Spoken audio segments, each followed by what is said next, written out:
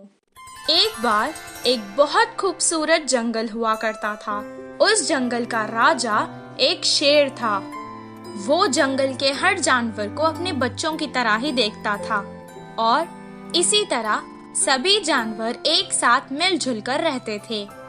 एक दिन एक हाथी पेड़ से फल तोड़कर खा रही थी और अचानक उसे चक्कर आ गए और वो गिर गई। उसे गिरा हुआ देखकर जंगल के कुछ हाथी वहां आ गए और वो उससे उस जंगल के वैद्य के पास ले गए। बंदर वैद्य ने उसे कुछ देर देखा और कहा, इसे कुछ नहीं हुआ है, परेशानी की कोई बात नहीं है, ये माँ बनने वाली है।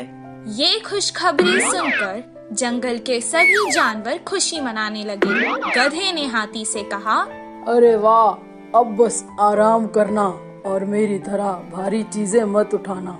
हिरन ने भी कहा, तुम मेरी तरह कूदा मत करो, आराम से चलो। मंत्री लोमड़ी ने कहा, मेरी तरह जो मिले वो मत खाना, अच्छा खाना खाओ। कौवे ने कहा, तुम्हें अगर कुछ भी चाहिए तो मुझे आवाज दे देना।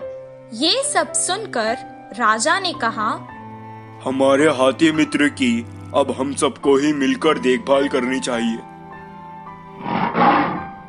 जंगल के सभी जानवरों का ये स्नेह उसकी तरफ देखकर हाथी को बहुत खुशी हुई। हर कोई उसका ख्याल रखने लगा। उसके पेट से वो बच्चा भी सब देखता था और खुश होता था। एक दिन उस मासूम को प्यास लग रही थी। माँ, मुझे बहुत प्यास लग रही है, पानी पी लो ना। वो जंगल के पास की नदी के पास गई और पानी पीने लगी। पानी पीकर वो खुश हो गई और कहने लगी, माँ, मुझे सारा जंगल दिखाओ ना, मैं देखना चाहता हूँ। तब वो धीरे धीरे चलते हुए उसे सब कुछ दिखाने लगी। उस खूबसूरत जंगल को देखकर उसके बच्चे को बहुत खुशी हुई। अचानक वो रास्ता भटक गई और जंगल के पास के गांव में आ गई। उस गांव में 2 शरारती बच्चे रहते थे। वो हमेशा सबको सताते और खुश होते थे। गांव के मुखिया की कई डांट पड़ने के बाद भी वो ना बदले, बल्कि उनकी शरारत दिन ब दिन और बढ़ती चली गई। कुछ दिन बाद उन्होंने सोचा कि पटाखों के साथ कुछ शरारत करते हैं। तब उन्होंने वो पटाखे एक अनानास में भर डाले और रख दिए। तभी वहाँ से वो हाथी जा रही थी। पटाखों से भरा अनानास उन्होंने उस बेचारे हाथी को खिला दिया।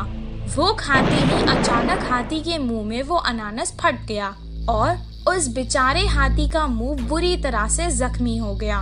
वो बेचारी तड़पती हुई यहाँ वहाँ भागने लगी, लेकिन उसे ऐसे देखकर उन दोनों शरारती बच्चों को बहुत मजा आने लगा। वो भागते भागते वापस जंगल आ गई और अपने मित्रों को सारा हाल सुनाने लगी।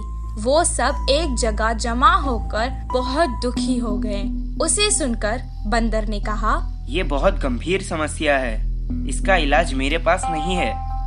कुछ देर बाद हाथी का बच्चा माँ से कहने लगा, माँ, काफी देर हो चुकी है, मुझे भूख लग रही है, कुछ खाने को दो ना। बेचारी मुंह जख्मी होने के कारण ना खुद कुछ खा पा रही थी और ना अपने भूखे बच्चे को कुछ खिला पा रही थी। वो वापस नदी में गई और पानी से ही अपने बच्चे की भूख मिटाना चाहती थी।